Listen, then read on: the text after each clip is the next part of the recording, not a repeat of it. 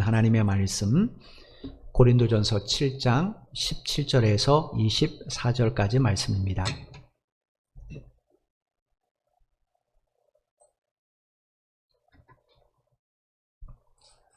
신약성경 270페이지 고린도전서 7장 17절에서 24절까지 말씀입니다. 찾으신 줄 알고 제가 봉독해 드리겠습니다. 17절입니다.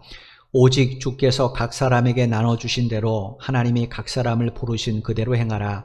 내가 모든 교회에서 이와 같이 명하노라. 할례자로서 부르심을 받은 자가 있느냐? 무할례자가 되지 말며 무할례자로 부르심을 받은 자가 있느냐? 할례를 받지 말라. 할례 받는 것도 아무것도 아니요 할례 받지 아니하는 것도 아무것도 아니로되 오직 하나님의 계명을 지킬 따름이니라. 각 사람은 부르심을 받은 그 부르심 그대로 지내라. 내가 종으로 있을 때에 부르심을 받았느냐? 염려하지 말라. 그러나 내가 자유롭게 될 수 있거든 그것을 이용하라. 주 안에서 부르심을 받은 자는 종이라도 주께 속한 자유인이요 또 그와 같이 자유인으로 있을 때에 부르심을 받은 자는 그리스도의 종이니라. 너희는 값으로 사신 것이니 사람들의 종이 되지 말라. 형제들아, 너희는 각각 부르심을 받은 그대로 하나님과 함께 거하라. 아멘.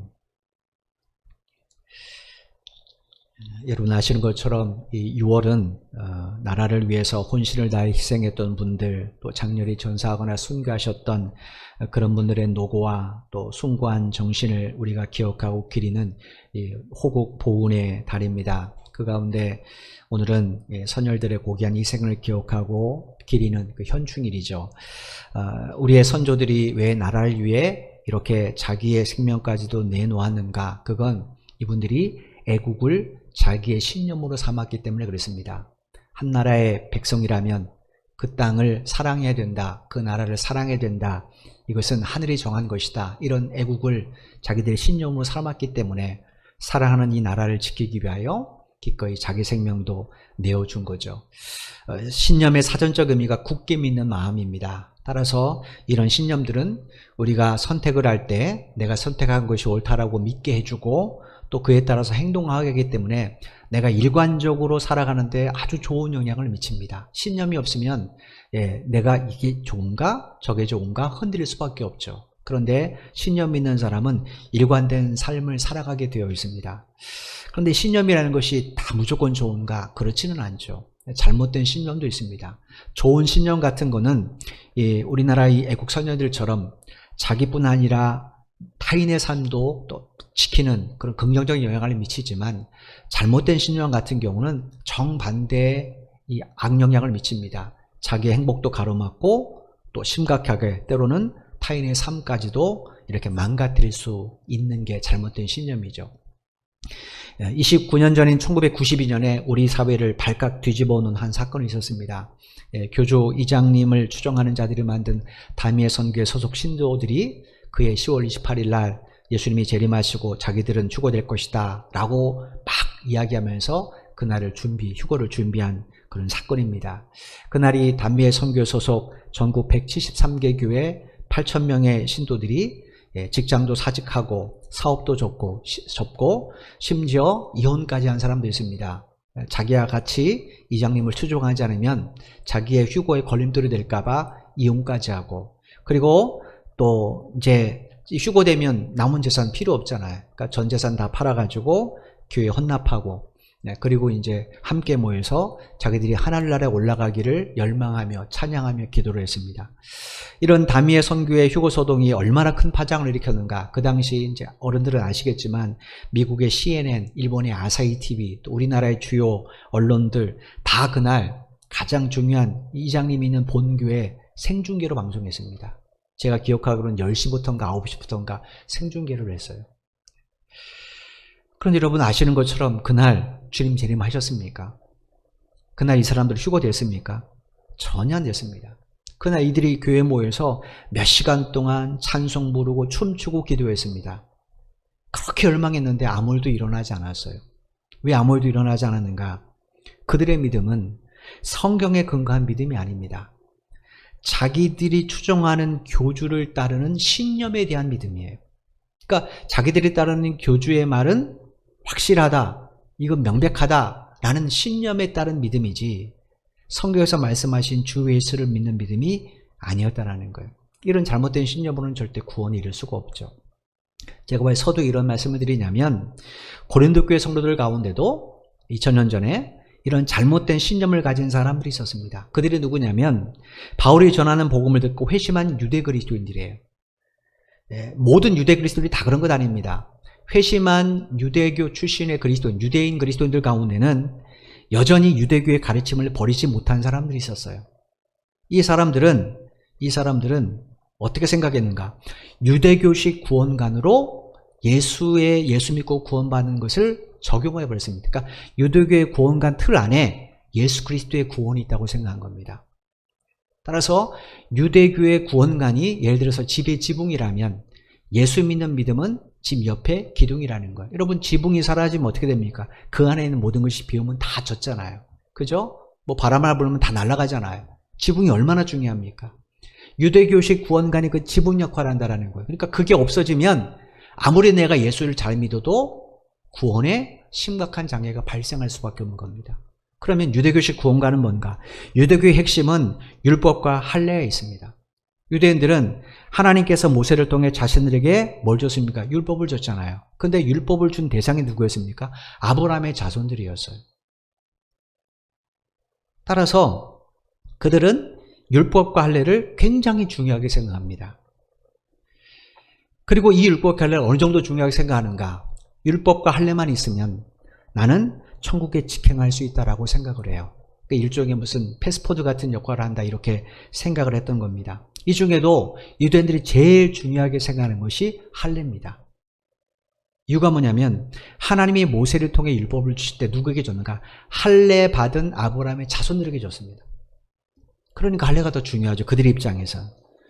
창세기 17장에 보면 하나님이 아브라함에게 할례를 명하실 때 뭐라고 말씀하셨는가? 너희 자녀나 앞으로 너희 후손들 가운데 할례 받지 않는 자가 있으면 이 언약의 백성에서 제외시킨다는 경고를 하셨어요. 그러니까 할례는 이스라엘 백성들에 있어서는 필수 조건입니다. 하나님의 백성, 아브라함의 자녀가 후손이 되는데 필수 조건이에요. 이게 무너지면 안 되는 거예요. 아무리 내가 율법을 달달달 외우고 율법대로 살아도 할례를 받지 않았다. 그럼 그 사람은 아브라함의 자손이 아닌 겁니다. 그런데 율법은 좀 미미했다 할지라도 할례를 받았으면 그 사람은 아브라함의 자손이 될 여지가 있는 겁니다. 이것이 유대인들의 구원관이에요. 이렇게 유대인의 구원관으로 예수 그리스도를 믿는 구원을 받아들이면 어떻게 되는가? 반드시 할례가 필요합니다. 그러니까 이 유대 그리스도인들 가운데 일부가 이제 이방인 그리스도, 고린도에 있는 다수의 이방인 그리스도들에게 뭐라고 말했는가? 그들의 눈에 어떻게 보이겠습니까? 당연히 뭔가 부족한 그리스도로 보이잖아요. 그러니까 그들에게 뭐라 했는가?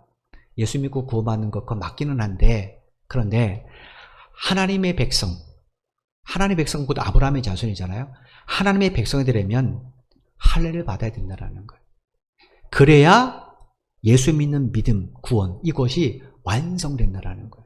이게 유대인 그리스도인들이 이방인 그리스도인에게 주장하는 겁니다. 그런데 여러분 아시는 것처럼 할례는 구원의 필수 조건이 절대로 아닙니다. 왜냐? 하나님 우리에게 요구하시는 구원의 조건이 뭡니까? 예수 그리스도에 대한 믿음이죠. 예수 그리스도에 대한 믿음입니다. 그럼 구약은 할례고 신약은 믿음인가? 그렇지 않습니다. 로마서 4장 11절에 보면 이 부분에 대해서 사도 바울이 이렇게 우리에게 증거를 해줬습니다. 로마서 4장 11절입니다. 그가 할례의 표를 받은 것은 무할례 시의 믿음으로 된 의를 인친 것이니 이는 무할례자로서 믿는 모든 자의 조상이 되어 그들도 의로 여기심을 얻게 하려 하심이라. 여기서 그는 아브라함을 말합니다. 하나님이 아브라함에게 할례를 명하라고 하셨는데 이유가 뭔가? 그걸 좀 설명해 주는 겁니다. 이유가 뭡니까? 무할례 시, 아직 아브라함이 할례를 받기 전에 그의 믿음을 하나님이 인정해 주시기 위해서, 아브라함의 믿음은 진짜 내가 인정하는 올바른 믿음이라고 인정하기 위해서 인치시는 것이 할례라는 거예요. 여기 우리말로 인친다라고 번역된 이 헬라어 단어가 스프라기조라는 단어입니다. 우리말로 번역하면 도장 찍다, 인정하다, 증명하다라는 거예요. 여러분이 은행이나 무슨 서류 있을 때 서류에 보면 내용이 쭉 있잖아요. 내용이 쭉 있으면 거기에 도장을 찍기 전까지, 사인을 하기 전까지는 그거는 나에게 적용돼도 내게 책임이 없습니다. 근데 일단 거기에 사인하면 어떻게 됩니까? 그 모든 내용은 내 것이 됩니다. 그죠? 내 것이 돼요. 남이 그 내 사인을 도용하거나 도장을 도용해도 그걸 내가 책임지는 사람들도 있잖아. 어쩔 수 없이. 그만큼 이 도장 째는 건 매우 중요해요. 아브라함의 믿음이 하나님 보시기에 온전한 믿음이에요. 근데 이거를 사람들에게 가르쳐줘야 되는데, 세상에 보여줘야 되는데 보여줄 방법이 없는 거예요. 그래서 하나님께서 인지시게 뭔가, 야, 이 믿음은 내가 인정해 라고 도장을 딱 찍어주신 게 뭔가? 할례라는 거예요. 따라서 할례는 증명서와 같은, 나중에 증명하는 것과 같은 겁니다. 그러므로 중요한 건 할례가 아니죠. 뭡니까? 하나님이 인정하시는 믿음이에요. 이 믿음 때문에 이걸 확증시켜 주시기 위해서 할례를 명하신 거니까. 만약에 아브라함 믿음이 없었다, 그럼 할례를 명할 필요가 없죠. 그죠? 내용이 없는데 그냥 도장 찍어서 그게 무슨 효력이 있습니까? 내용이 있어야 그 내용을 확증하기 위해서 도장을 찍고 사인을 하는 거잖아요. 그러니까 아브라함에게 하나님이 할례를 명하셨지만 그 할례는 아브라함의 믿음을 내가 인정했다고 확인시켜 주기 위해서 명하신 것이기 때문에 할례는 중요한 것 아니에요. 중요한 건 아브라함의 믿음의 내용입니다. 이것 때문에 할례를 명하셨으니까. 그러면 아브라함은 어떤 믿음을 가졌는가? 창세기 15장 6절에 보면 아브라함의 믿음에 대해서 하나님이 이렇게 말씀하셨어요. 창세기 15장 6절입니다. 아브라함이 여호와를 믿으니 여호와께서 이를 그의 의로 여기시고, 하나님이 그의 의를 여기시고, 아브라함이 의롭다고 이제 하나님 인정해 주시는 거예요. 뭘 의롭다고 인정해 주셨습니까? 아브라함이 여호와를 믿은 부분입니다. 아브라함이 하나님을 믿었는데 그걸 하나님이 인정해 주셨다는 거예요. 그러면 아브라함이 하나님을 믿은 것은 도대체 무엇인가? 그건 우리가 창세기 15장 보면 압니다. 아브라함이 언제 아브라함이 어떻게 하나님을 믿게 되었습니까? 하나님이 그에게 언약의 말씀을 주셨죠. 아브라함이 그 말씀을 믿고 가나안 땅으로 떠났잖아요. 그러니까 아브라함이 하나님을 믿었다는 것은 아브라함이 뭘 믿었다는 거예요? 하나님의 언약의 말씀을 믿었다는 거예요. 창세기 15장은 아브라함이 하란을 떠나서 가나안 땅에 온 지 한 10년 정도 되는 때입니다. 여전히 자녀가 없어요. 근데도 아브라함은 하나님 언약을 믿었습니다. 10년 전에 하신 말씀을 믿고 있었다는 거예요. 그러니까 하나님이 아브라함이 요구한 게 뭔가? 이 믿음이에요, 믿음. 하나님 아브라함이 할례를 요구하지 않습니다. 믿음을 요구하셨어요. 그 믿음을 보시고 하나님이 그를 이롭다고 인정해 줬어요. 요한복음 3장 16절에 보면 예수님도 우리의 믿음에 대해서 똑같은 말씀을 하십니다. 요한복음 3장 16절 말씀입니다. 하나님이 세상을 이처럼 사랑하사 독생자를 주셨으니 이는 그를 믿는 자마다 멸망하지 않고 영생을 얻게 하려 하심이라. 하나님이 이 세상 모든 사람에게 구원의 조건을 요구하신 게 뭔가? 그건 독생자 예수 그리스도에 대한 믿음이라는 거예요. 이 믿음만 소유하면 하나님이 그를 영원한 생명을 얻을 수 있도록 구원해 주신다라고 약속하신 내용이 이 요한복음 3장 16절입니다. 그러니까 이 믿음만 소유하면 돼요. 여러분, 우리 구세주 되신 이 예수님에 대해서 사도 요한이 요한복음 1장에서 제가 자주 말씀드리지만 무엇으로 표현했습니까? 말씀으로 표현했어요. 요한복음 1장 2절에 뭡니까? 태초에 말씀이 함께 계시니라. 하나님과 함께 계신다는 것. 따라서 우리가 예수를 믿는다는 건 뭡니까? 하나님의 말씀을 믿는다는 거예요. 조금 더 요약하면 우리는 지금 요한복음 3장 16절을 믿고 있는 겁니다. 그죠?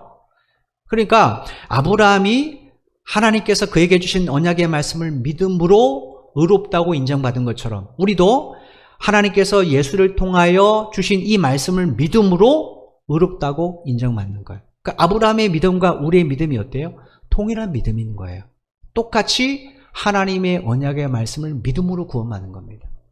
그 말씀을 아브라함 입장에서는 그 상황에서 구원받을 수 있는, 자녀가 없는 그 상황 속에서 구원받을 수 있는 자녀에 대한 언약의 말씀이고, 오늘 이 세상의 죄와 사망에서 구원받을 수 있는 예수 그리스도의 말씀입니다. 그러니까 동일한 믿음. 따라서 아브라함은 처음부터 할례 받은 자들만의 조상이 아닌 겁니다. 어떤 조상입니까? 할례와 상관없이 모든 믿는 자들의 조상이에요. 오늘 본문에 사도 바울이 그 이야기를 하고 싶었다는 거예요. 오늘 본문 18절 19절을 보겠습니다. 할례자로서 부르심을 받은 자가 있느냐? 무할례자가 되지 말며 무할례자 부르심을 받은 자가 있느냐? 할례를 받지 말라. 할례 받는 것도 아무것도 아니요 할례 받지 아니하는 것도 아무것도 아니로되 오직 하나님의 계명을 지킬 따름이니라. 사도행전 15장에 보면 초대교회 지도자들이 예루살렘에 모여서 최초로 공회를 개최하는 내용이 기록되어 있어요. 우리로 말하면 저희들은 백석 측이니까 대한예수교 장로교 백석 측 모든 교회 목사들이 모여서 총회를 했다고 생각하시면 돼요. 그 공회를 했는데 그때 공회 주제가 뭐냐면 할례 문제였습니다. 이 문제가 왜 생겼는가? 안디옥 교회 바울과 바나바가 공동 목회를 하다가 이제 하나님의 부르심을 받아서 1차 선교 여행을 떠나게 되죠. 그 바울과 바나바가 없는 그 틈에 예루살렘에서 몇몇 유대인들이 이제 안디옥까지 오게 됩니다. 그런데 문제는 그들이 제가 조금 전에 이게 고린도전서 상황과 똑같은 거예요. 조금 전에 말씀인 것처럼 할례를 받아야 아브라함의 자손 하나님의 백성 될 수 있다는 유대교의 공간을 그대로 갖고 있는 유대 그리스도인들이에요. 그들이 와서 이방인들에게 뭐라고 말하는가? 당신들 참 예수 잘 믿습니다. 이 믿음 참 좋은데 문제는 모세의 관습을 쫓아 할례 받지 않으면 그거 능히 구원받지 못합니다. 그러니까 할례를 받아야 구원이 완성된다 이렇게 주장하는 거예요. 그런데 바울과 바나바는 똑같이 유대인이잖아요. 그죠? 바나바도 유대인이고 바울도 유대인입니다. 그런데 그들은 여기서 목회하는 동안 한 번도 성도들에게 할례 받으라고 말하지 않았어요. 오직 예수를 믿음으로 구원받는다고 가르쳤어요. 그러니 이게 안디옥 교회 성도들이 얼마나 이게 혼란스럽습니까? 그죠? 유대 그리스도 더군다나 예루살렘에서 왔어요. 예루살렘 교회. 이게 온 세상의 첫 번째 교회 아닙니까? 누구보다도 구약 성경이나 이스라엘의 역사를 잘 알고 있고 메시아에 관한 연을 정확하게 알고 있는 예루살렘에서 온 성도들이에요. 무시 못하죠. 이방인 입장에서는. 이제 초신자들인데. 그런데 바울과 바나바는 자들에게 가르칠 때 뭐라고 했는가? 오직 예수를 믿으면 구원받는다고 가르쳤단 말이에요. 혼란스럽습니다. 바울이 1차 전도행을 하고 돌아왔는데 안디옥 교회가 이 지경이에요. 그것 때문에 늘 갑론을박하는 거예요. 그래서 이 문제를 가지고 바울이 예루살렘 교회에 가서 공회를 주최해달라 요구를 한 겁니다. 그래서 이 문제 때문에 이제 공회가 열렸습니다. 그때 사도 베드로가 많은 사람들 앞에서 이렇게 증언을 합니다. 사도행전 15장 7절 말씀입니다. 많은 변론이 있으니, 많은 변론이 뭐냐면 할례 이방인도 할례를 받아야 된다, 아니다, 할례 안 받아도 구원받는다, 이렇게 반대파 찬성파가 지금 갑론을박하고 있는 거예요. 많이 이제 논쟁이 벌어진 겁니다. 많은 변론이 있으니 좀 잠잠해졌을 때에 베드로가 일어나서 말했다라는 거예요.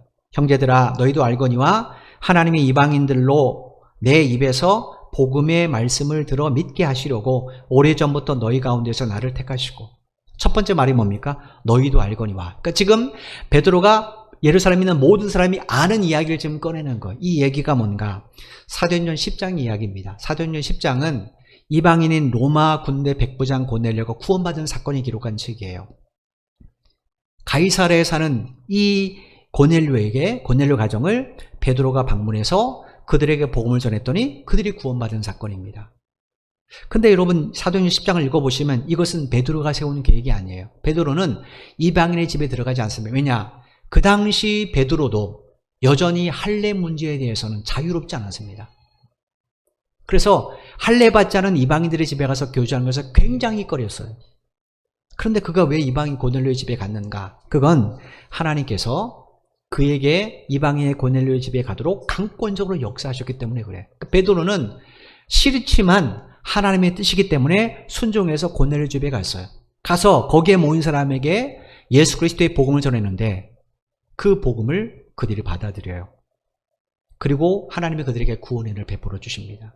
그 상황을 사도행전 10장 44절 45절에 보면 이렇게 기록을 해놨어요. 사도행전 10장 44절 45절입니다. 제가 표준 새 번역성을 읽어드릴게요. 베드로가 이런 말을 하고 있을 때에 그 말을 듣는 모든 사람에게 성령이 내리셨다. 할례를 받은 사람들 가운데서 믿게 된 사람으로서 베드로와 함께 온 사람들은 이방 사람들에게도 성령을 선물로 부어주신 사실에 놀랐다. 고넬료와 그의 집에 모인 사람들이 베드로가 전한 복음을 받아들였습니다. 그랬더니 하나님께서 그들에게 뭘 내려줬어요? 성령을 내려줬어요. 그걸 보고 베드로와 함께 온 유대인들이 매우 놀랐습니다. 왜 놀랐습니까? 이 문장에 보시면 베드로와 함께 온 사람을 소개할 때 앞에 무슨 수식어를 받았습니까? 할례 받은이란 말을 썼어요. 그러니까 베드로도 여전히 할례가 구원의 필수 조건이라고 생각하고 있는 상황이었다는 거예요. 그런데 하나님께서 그들에게 성령을 베풀어 줬어요. 어떤 성령입니까? 자기들이 마가다라 방에서 받았던 성령과 동일한 성령이에요. 그러니까 이게 충격적인 거예요. 이 베드로에게는 처음 경험이거든요. 굉장히 충격적인 거예요. 이게 뭘 의미합니까? 하나님께서 이방인은 그들을 할례 받은 베드로나 다른 유대인 그리스도인들 그들처럼 동일하게 당신의 자녀로 받아주셨다는 증거인 겁니다. 그러니 뭐가 필요합니까? 할례 받든 받지 않든 이게 왜 중요합니까? 그죠? 동일한 성령을 주시고 동일하게 예수를 믿고 구원을 받았는데 베드로가 이 사건을 지금 이야기하는 겁니다.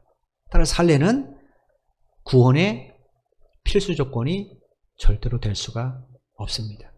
베드로가 이걸 깨달았어요. 그래서 그날 공회에서 유대 그리스도인을 향해서 마지막으로 이렇게 증언을 합니다. 사도행전 15장 9절입니다. 믿음으로 그들의 마음을 깨끗이 하사 그들이나 우리나 차별하지 아니하시느니라. 내가 육체 할례를 받았다고 해서 하나님 앞에 무조건 정결해야 되는 것 아니라는 거예요. 우리로 말하면 내가 태어날 때부터 모태신앙하고 태어나서 무조건 구원받고 믿음이 좋은 것 아니라는 겁니다. 아무리 할례를 받았어도 내가 십자가에 쓰신 예수 그리스도의 보혈을 실제로 믿고 그분을 따라 살지 않으면 그럼 어떻게 됩니까? 그 사람 하나님 보시기에 여전히 흉악한 죄인인 거예요. 그런데 내가 할례 받지 않은 이방인 지역에 태어난 사람이에요. 우리로 말하면 모태신앙이 아니에요. 예수 믿는 배우자를 만나서 예수를 믿었거나 혹은 신앙생활하는 친구 때문에 내가 예수를 믿게 되었어요.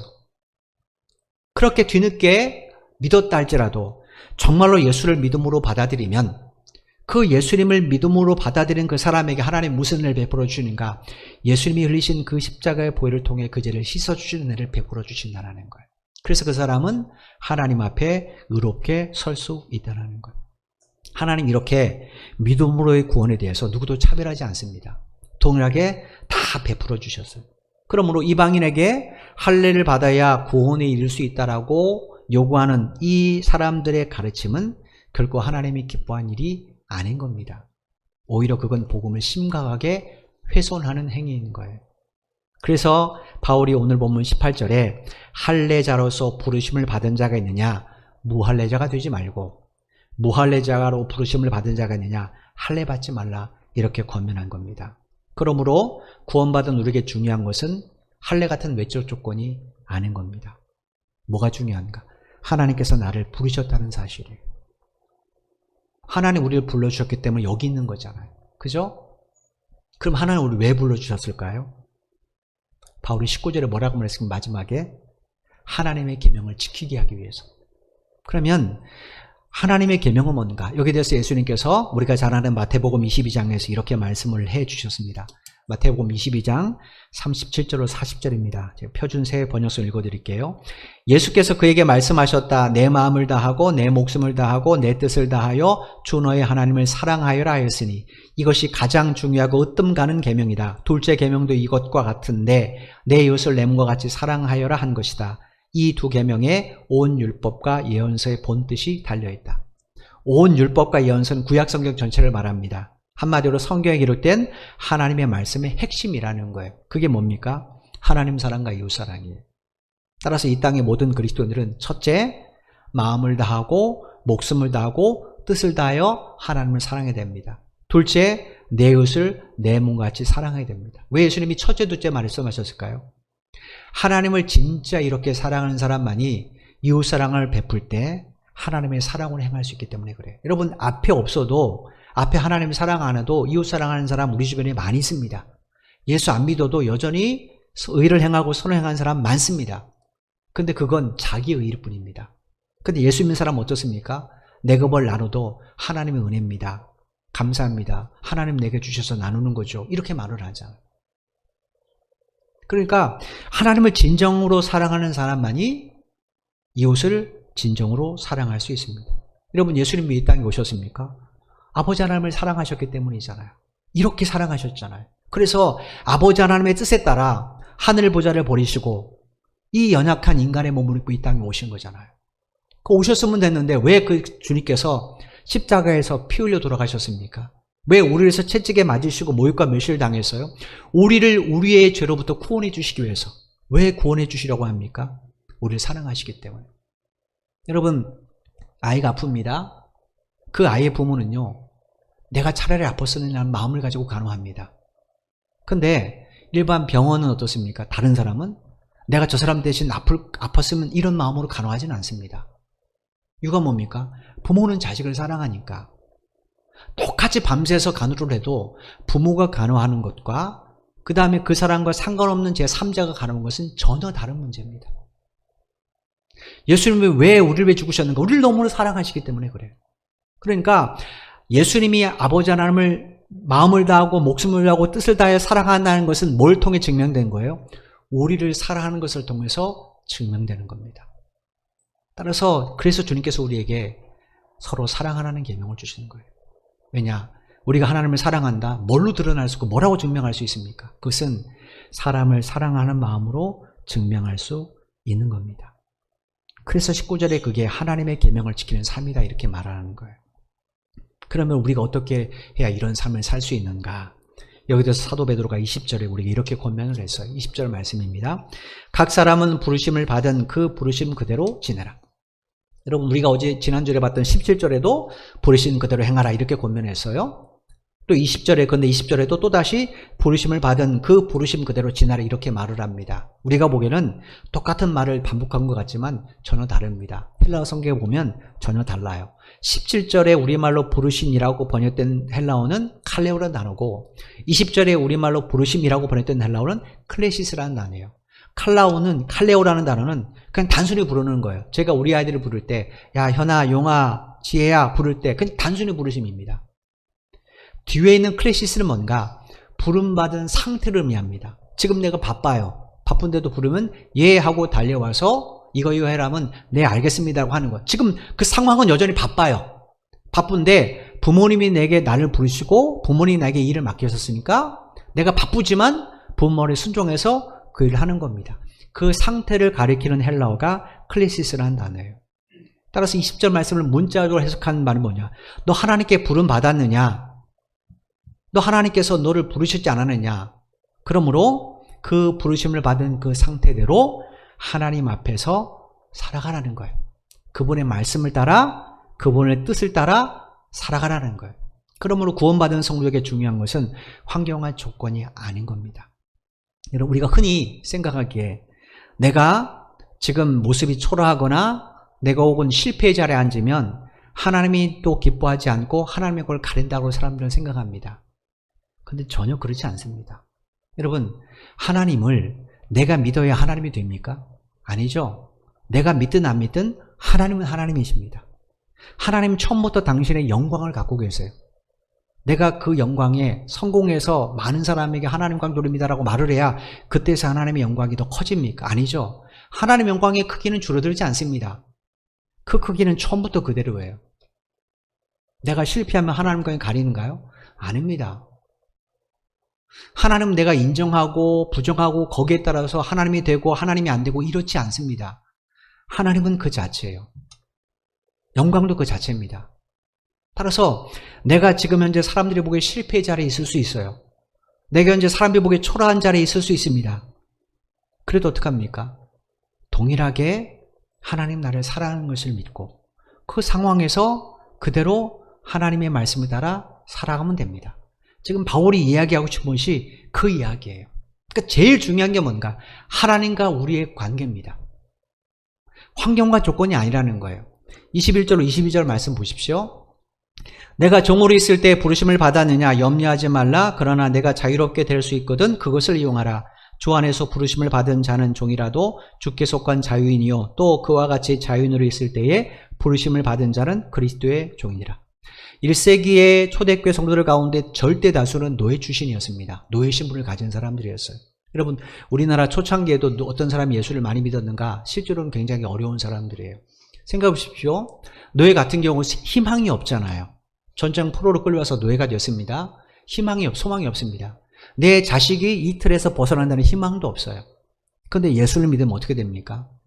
예수를 믿으면 지금은 힘들지만 영원한 하나님 나라에서 하나님의 나라를 상속받아서 하나님의 나라를 누리며 살 수 있단 말이에요. 또 내 자녀도 하나님이 지켜줄 걸 내가 믿어요. 나는 못 지켜주지만 같은 노예니까. 그러니까 이렇게 어려운 처지에 있는 사람 예수 믿기가 훨씬 좋죠. 가끔 이제 우리 몇 달 전이지만 우리 아이들 뜬금없이 이런 이야기예요. 아빠, 내가 아무리 둘러봐도 내 주변에 내 친구들 가운데 우리처럼 가난한 집은 없어. 이런 말을 뜬금없이 해요. 뭐가 불편한지 모르겠어요. 뜬금없이 해요. 그래서 제가 뭐라고 그러냐면 그래 맞아. 그런데 조금 있으면 천국 가면 달라. 그런 말을 해줬어요. 여러분, 하나님께서 우리에게 주신 환경이 지금 내가 보기엔 불편할 수 있어요. 어려울 수 있어요. 힘들 수 있습니다. 다른 사람 보기에 부끄러울 수도 있어요. 근데 그건 상관없습니다. 그렇다고 해서 하나님 우리를 덜 사랑하는가? 하나님 우리를 창피하게 생각하시는가? 부끄러워하게 생각하시는가? 그거 아니라는 거예요. 1세기 초에 여러분 아신 것처럼 그리스 문화나 헬라 문화나 모든 문화의 핵심은 파워입니다. 파워. 그리스 신 보십시오. 신들의 힘에 의해서 계급이 정해지잖아요. 그리스나 로마 신화의 핵심은 힘입니다. 힘에 의해서 신의 능력도 결정되고 신의 순서도 결정돼요. 그런데 노예 출신들이 나 예수 믿어요 라고 말할 때 사람들이 뭘 생각했습니까? 노예들이 믿는 신이 무슨 힘이 있다고 이렇게 멸시할 것 아니에요. 그러니까 노예 출신의 입장에서는 나 예수 믿습니다 라고 당당하게 말하기가 쉽지 않은 겁니다. 예를 들어서 제가 일부에 또 말씀드렸지만 예를 들어서 회사의 사장이 혹은 회사의 상무나 부장이 나 예수 믿어라고 말하는 건 당당히 말할 수 있습니다.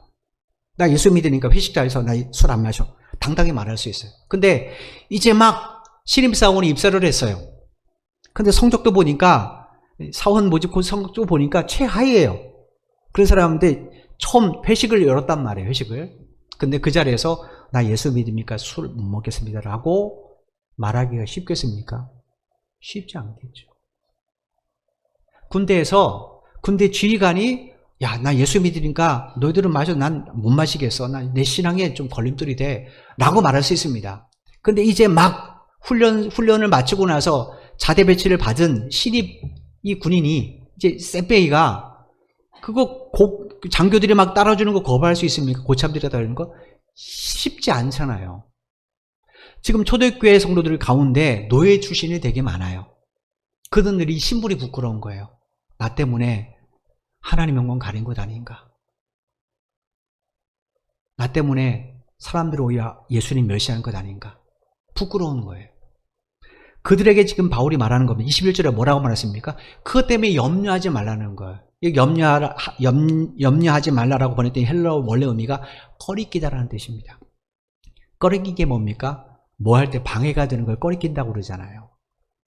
그러니까 한마디로 노예라는 신분, 그 상황 부끄럽게 생각하지 말라는 거예요. 왜냐? 하나님이 그걸 알고 부르셨잖아요. 그걸 알고 부르셨잖아요. 중요한 것은 20절에 말한 것처럼 내가 이런 상황인데 하나님 나를 부르셨어요. 그 상황에서 내가 그대로 하나님을 위해 사는 겁니다. 여러분, 요셉이 어느 날 형제에 의해서 애굽의 노예로 팔려갔습니다. 근데 요셉이 거기서 어떻게 살았습니까? 하나님의 자녀답게 살았잖아요. 억울하게 감옥에 던져졌습니다. 어떻게 살았습니까? 하나님의 자녀답게 살았잖아요. 그랬더니 그 그를 산 이 보디발 장군이 뭐라고 말합니까? 요셉을 보면서 야, 너 하는 일 보니까 진짜 너의 하나님 너 함께 하시구나 라고 말을 하잖아요. 요셉은요, 내가 노예냐, 내가 죄인 감옥에 있느냐, 내가 총리가 되냐, 이거 중요하지 않습니다. 요셉은 늘 한결같이 그 불심의 상황에서 그 환경은 누가 준 겁니까? 온 세상의 주인이 하나님이시라면 그 환경도 우리에게 주신 거죠. 그러니까 그 속에서 살아가는 겁니다. 코로나 팬데믹 속에서 우리가 힘든 건 사실입니다. 근데 우리 예수 믿는 사람이 아는 바 이 환경도 누가 허락하신 겁니까? 하나님 허락하신 겁니다. 따라서 이 코로나라는 환경이 우리가 하나님을 바로 믿는데 우리가 하나님의 말씀대로 살아가는데 내가 그리스도인 것을 드러내는데 장애물이 될 수 있습니까? 없습니까? 될 수 없습니다. 이 팬데믹 속에서도 여전히 우리는 하나님의 자녀답게 하나님 말씀 따라 살아가면 됩니다. 바로 바울이 그 이야기를 하고 싶은 거예요. 그렇다고 해서 너 평생 그렇게 살라 그런 의미는 아닙니다. 19절에 보면 뭐라고 말합니까? 자유인이 될 수 있는 길이 있다면 그 길을 선택하면 된다는 거예요. 하나님이 그 길을 열어줬어요. 이 환경에서 벗어날 길을 열어줬어요. 그럼 그 길을 선택하면 된다는 거예요. 중요한 것은 하나님의 부르심이지 우리가 가진 사회적 신분이나 조건이 아니라는 거예요. 환경이 아니라는, 상황이 아니라는 거예요. 바울이 이야기를 하고 싶은 겁니다. 여러분, 저 여러분은 어떻게 하나님의 자녀가 됐습니까? 세상적으로 훌륭한 신분이나 조건을 가졌기 때문입니까? 아니잖아요. 하나님 일방적으로 우리를 부르셨어요. 우리가 어떤 사람인지 모릅니까? 어떤 처지인지 몰라요? 알잖아요. 아시는 대로 부르셨습니다. 그게 만약에 구원의 필수 조건이라면 세상의 고관들, 대통령이나 CEO들이 구원받아야지 우리는 구원 못 받죠. 그건 하나님 앞에 중요한 것 아니에요. 그럼 우리가 할 일이 뭔가? 하나님이 부르신 그 상황, 지금 내 전 처지, 그 상황에서 변함없이 그리스도인으로 살아가는 겁니다. 그 이야기를 하고 싶은 거예요. 여러분, 이 일을 위해서 하나님 우리에게 무슨 일을 베푸셨습니까? 당신의 아들 예수 그리스도를 십자가에 내어주셨습니다. 23절 말씀 보십시오. 너희는 값으로 사신 것이니 사람들의 종이 되지 말라. 여러분 6장 20절에도 바울이 똑같은 이야기를 했습니다. 6장 20절에 값으로 산 것이 되었으니 그런즉 너희 몸으로 하나님께 영광을 돌리라. 하나님 앞에 영광이 돌리는 게 뭔가? 사람의 종이 되지 않는 그리스도의 종이 되는 겁니다. 여러분 값으로 산 것이 되었다. 이건 합법적으로 하나님이 우리를 사셨다라는 거예요. 사람의 죄의 값은 죽으면 끝이 납니다. 예를 들어서 제가 여기서 아주 흉악한 연쇄살인범이라고 생각해 보십시오. 제 가정에서. 그러면 죄죄는 제가 죽으면 어떻게 됩니까? 더 이상 법이 추정하지 않습니다. 그죠? 죽으면 끝이에요, 그게. 제가 아주 사소한 남의 물건 훔쳤어요. 그래서 경범죄로 처벌을 받아야 됩니다. 근데 재판정이 가기 전에 무슨 일로 사고사로 제가 죽었어요. 그러면 그 죄를 저한테 묻습니까? 안 묻습니까? 안 묻습니다. 그 사람이 죽으면 더 이상 그 죄, 과거의 죄는 묻지 않습니다. 묻지 않아요. 내 죄로 인해서 누가 죽어야 되는 건 내가 죽어야 그 죄와 나의 인연은 끝나는 겁니다. 그런데 예수님이 어떻게 하셨어요? 우리 대신 죽어주셨어요. 그러니까 내가 마땅히 죽어야 될 죄의 값을 하나님께서 예수님을 통해 대신 지불해 주시는 거예요.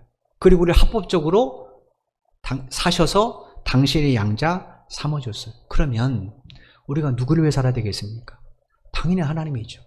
우리 몸이 누구의 것입니까? 그러면 당연히 하나님의 것이죠.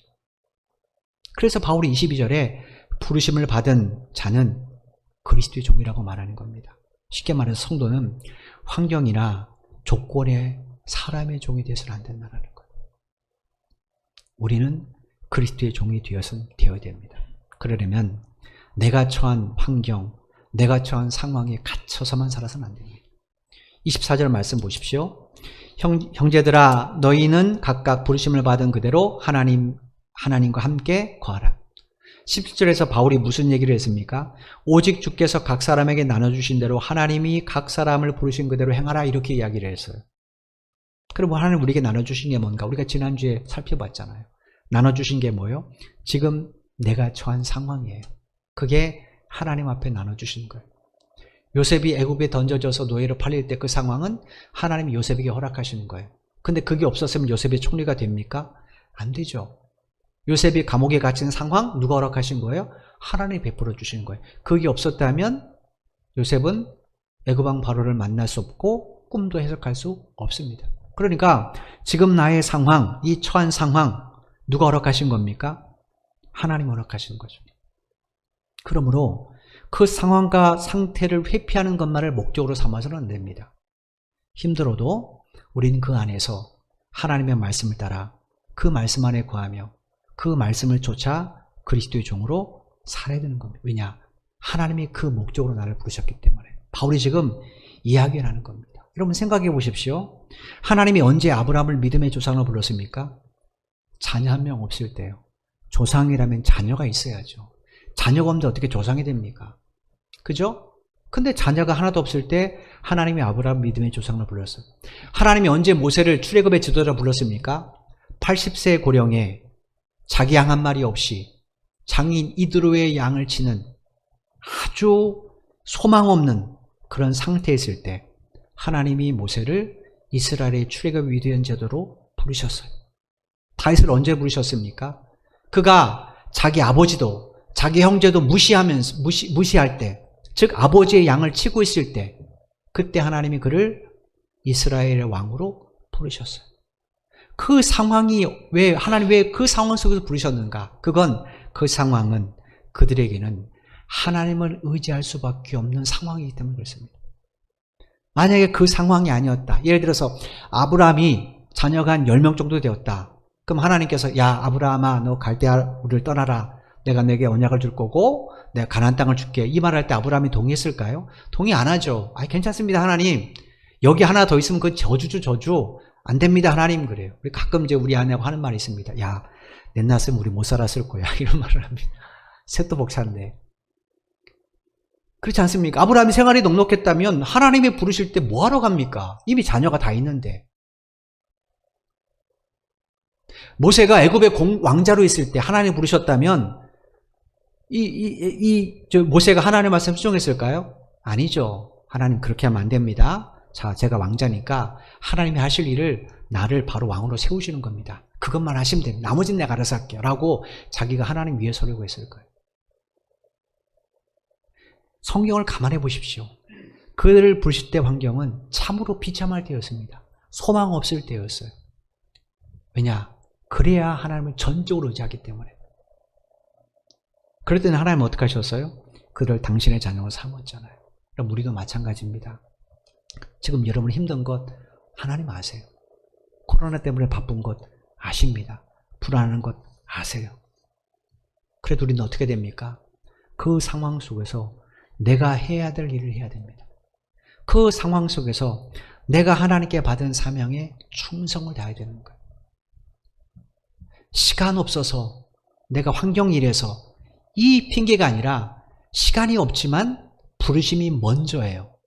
왜냐? 그 부르신 때문에 내가 하나님의 자녀가 됐으니까. 하나님 내가 시간 없는 것 아시면서도 나를 부르셨어요. 하나님 내가 무능력한 것 아시면서 부르셨어요. 하나님이 내가 그렇게 분주한 것 아시면서 부르셨어요. 그러면 그 부르심의 환경 속에서 내가 할 일이 뭔가? 하나님 중심, 말씀 중심, 교회 중심을 신앙의 우선순위로 삼고 변함없이 하나님의 말씀을 따라 사는 겁니다. 그러면 하나님께서 아브라함과 모세와 다윗을 빚으셔서 당신의 종으로 사용하신 것처럼 여러분의 가정도 여러분의 일터도 하나님의 손수 빚으셔서 당신의 이 시대의 일꾼으로 반드시 사용하실 겁니다. 이 소망을 가지시고 여러분의 환경이 힘들고 어렵다 해서 하나님과의 거리를 두게 하지 마십시오. 절대로 거리 두게 하지 마십시오.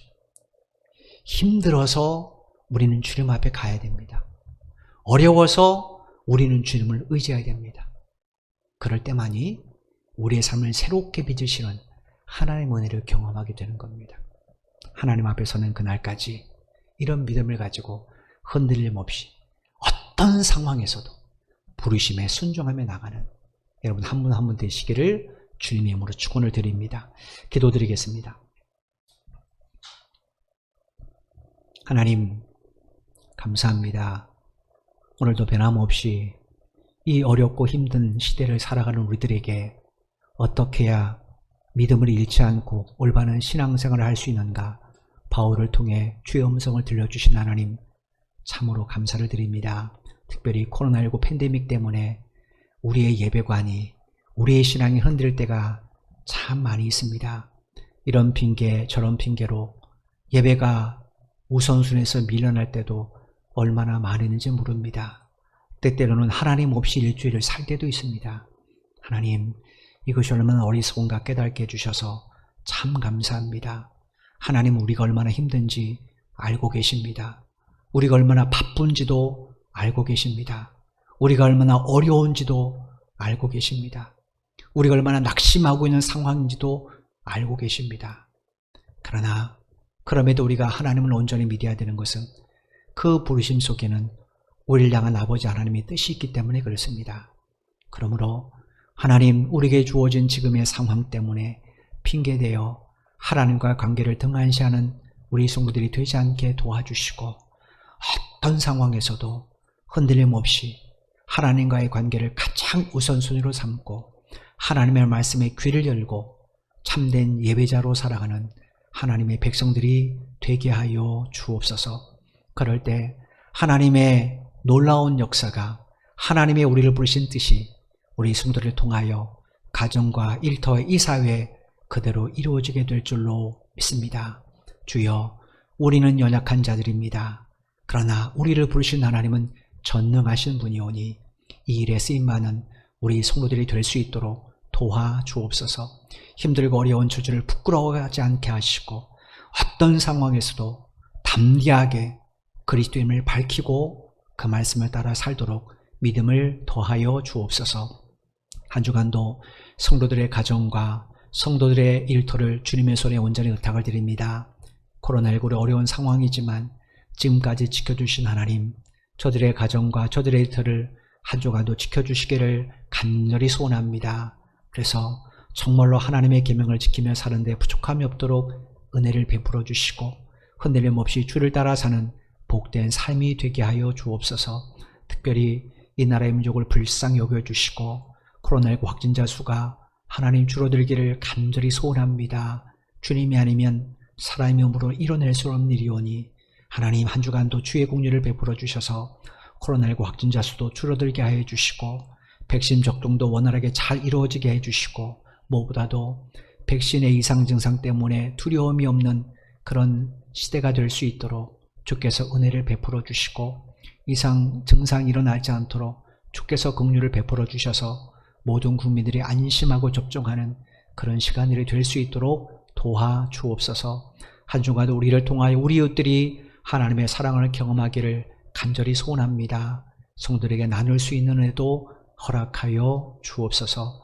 모든 영광을 주 앞에 올려드리오며 예수님의 이름으로 간절히 기도드리옵나이다. 아멘. 다 같이 일어나셔. 이제는 우리 주 예수 그리스도의 은혜와 독생자 예수 그리스도를 십자가에 내어 죽여주를 사랑하신 아버지 하나님의 만극하신 사랑하심과 우리 속에 내주하셔서 감화, 감동, 교통 충만케 하시는 성령의 역사하심이 오늘 말씀을 마음에 깊이 새기면서 하나님의 부르신 그대로 하나님의 말씀을 따라 살기를 소원하는 살아가는 모든 믿음의 형제 자매들의 발걸음 위에와 저들의 가정과 저들의 직장과 사업 위에 이 나라 이 민족과 우리 선교 제일교회 위에 지금부터 영원토록 함께 하시기를 간절히 축원하옵나이다. 아멘.